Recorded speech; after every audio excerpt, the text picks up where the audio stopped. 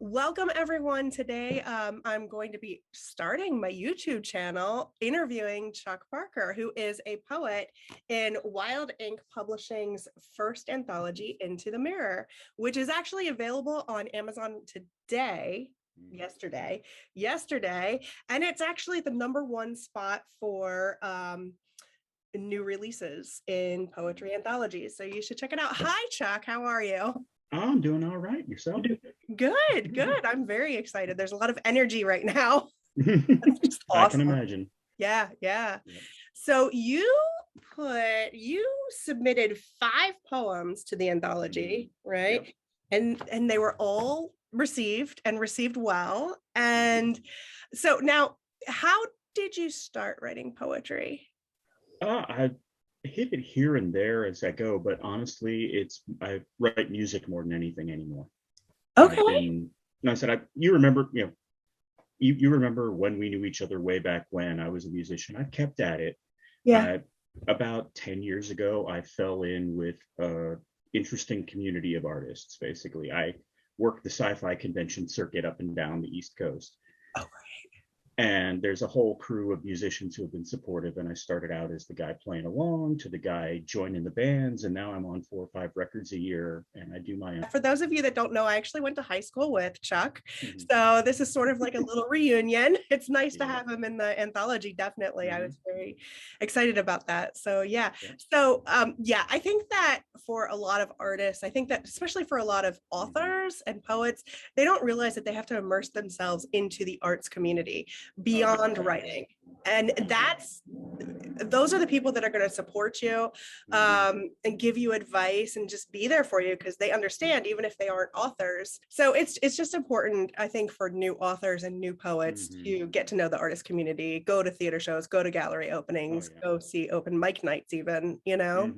So you have put out 5 records a year? What did you I can show you. I have 2 of my own that I think I listed the Bandcamp site in there. Plus, I also play bass and other things for a band out of North Carolina called the Blibbering Humdingers. That's a great name. They started out as a wizard rock band. If you remember way back when in 2007, 2008, wizard rock was a big thing. So yeah, we've kept at it since then. We do all sorts of other things. We played up and down the East Coast. We played shows in San Francisco, played in London. I wasn't on that trip, but in the before times, we would play a couple shows a month up and down, through the season. Wow.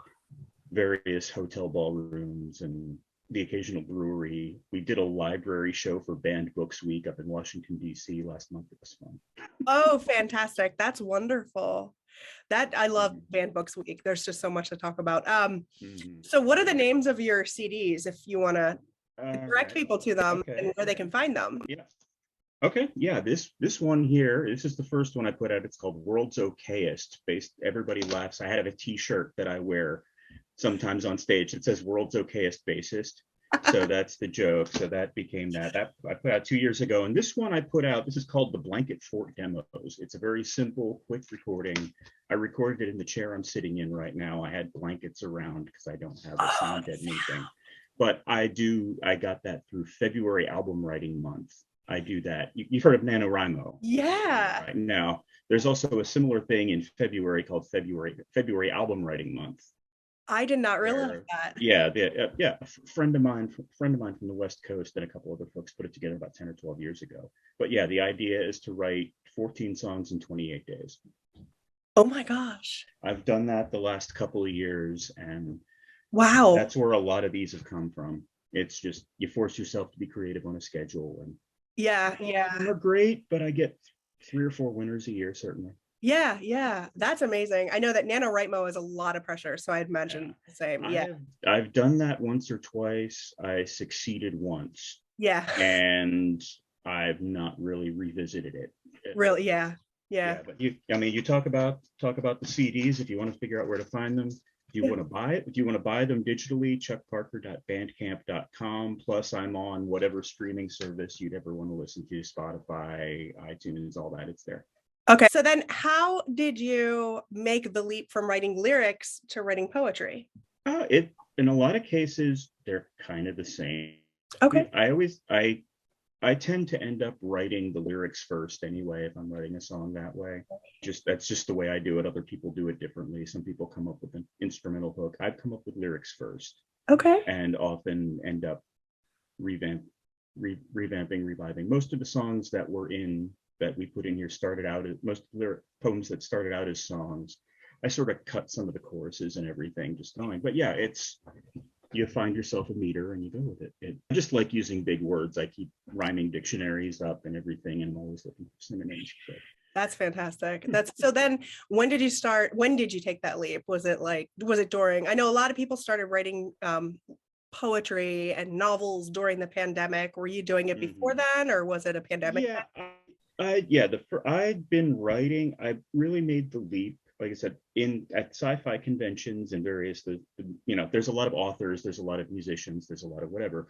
There's a thing called there's a thing called a filk circle. Filk is like the music of fandom. Somebody misspelled folk in a thing in the 70s once, and that's it. People argue about the definition all the time, but it's a bunch of musicians getting together playing music in a circle. They write, sometimes they'll write songs about movies or book, whatever. But I started out just hanging out in the background, noodling along, and eventually I started playing some things and started writing some things. And a lot of it is just the community pulls you together and pulls you in. Now I get booked as a guest as myself at some of these. Oh, that's amazing. No, like I said, I'm no great shakes as a vocalist, but it's one of those things. I said I've been playing guitar for 35 years. I'm good. Yeah. Now the filk, is that what you said? Yeah. Okay. Yeah. Filk circles. That it's eventually, I started out just on the edges and slowly pulled myself in and had made friends with most of the folks, and now they're some of my favorite people in the world. Wonderful. We play all the same shows up and down, and they're terribly encouraging, and they have me on their records. I have them record on mine, things like that. Good. So how often are you traveling now? Are you able to travel now? I've done a handful of shows over the last year and a half, one or two this summer. I played a big outdoor show here in Virginia, but otherwise it's in a handful, not a whole lot. It used to be once or twice a month, and right now I don't think I have anything on the books until January. Yeah, hopefully, I think it'll probably start opening up again. I hope.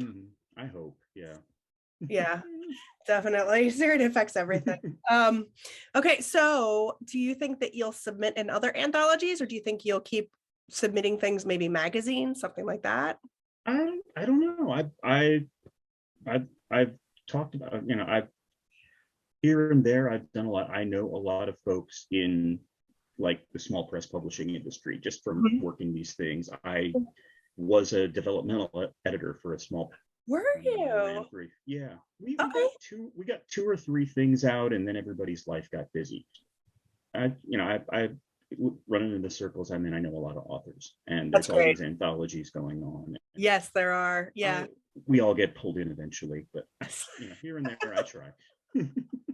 Absolutely, everybody does at some point. That's so funny. They are. Anthologies are everywhere. They just are. Yeah.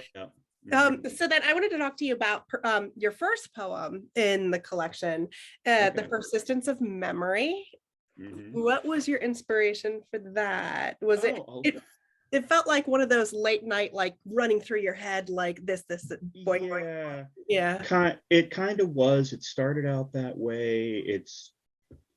A lot of the stuff I write, I know some people write, some of my friends that I read a lot of things about other things.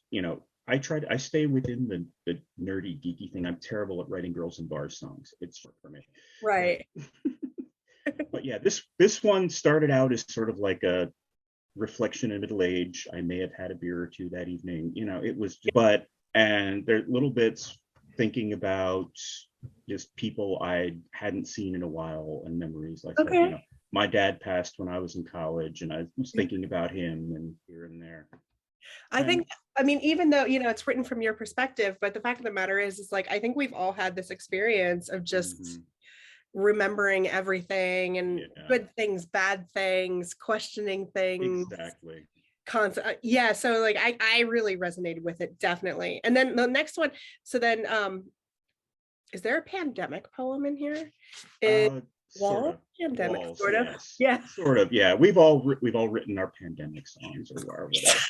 Everybody has. That's the one that hit. And honestly, I mean, besides Cribbing from Pink Floyd, quite a bit in there, but Mhm. it was it. I somebody online about time while I was writing for February album writing month this past year, there was some meme floating around on social media about if you encounter a wall as you're running into it, maybe it's there for you to lean on and rest. And then I read a bunch of articles about the 6 month wall that people dealing with, people in like relief organizations who are out, cleaning Right. up after hurricanes. After 6 months, they just hit a Yeah. thing and got to fight through it.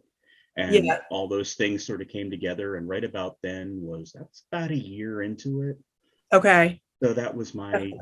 12-month wall, but that's what Yeah, happened. That's what it was. And just that makes complete sense. That's exploring a awesome. lot of those ideas. Yeah. And yeah, definitely. I think I was about to hit the wall with this, but it got got out before the wall happened. Yeah. I completely Mhm. understand. Awesome. And then choose not to be chosen also spoke to me a lot. Yeah, for years I struggled to reconcile what I was taught with the world outside. I felt betrayed by their painted smiles, teaching laced with half truth, spite, and guile. Mhm. I love that. That was my favorite. Yeah, Very, yeah. that's one of those, it's the, when you're growing up, people have certain ideas, certain roles they want to put you in. And then you get out into the world yourself and realize that maybe you don't fit that. And that's where I was going there. A lot of it, there's a lot of midlife crisis, old man stuff in there. I write songs instead of buying cars. Yeah. I totally get that. I totally Yep. get that.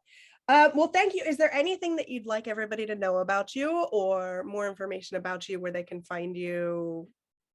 Obviously, I'm going to put the links up Yeah. anyway, but Okay. Yeah. I mean, no, I mean, I'm out there on the internet. I'm like the last person in the world to still have a blog. After 10 or 15 years of writing it, there's not much there, but that's at chuck-parker.net.